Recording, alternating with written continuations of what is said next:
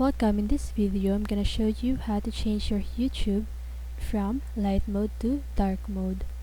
So if you want to know how I did it, just keep on watching. So first, you want to open your browser and then search for youtube.com,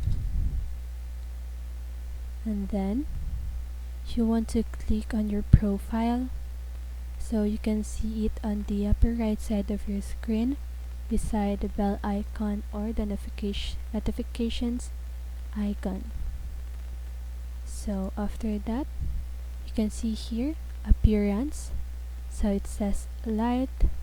So if you want to switch it to dark mode, you want to click on that. So here you can click dark theme, and then as you can see, your YouTube theme now is dark. And if you want to switch it back to light theme, you can just simply do again the steps or repeat the steps.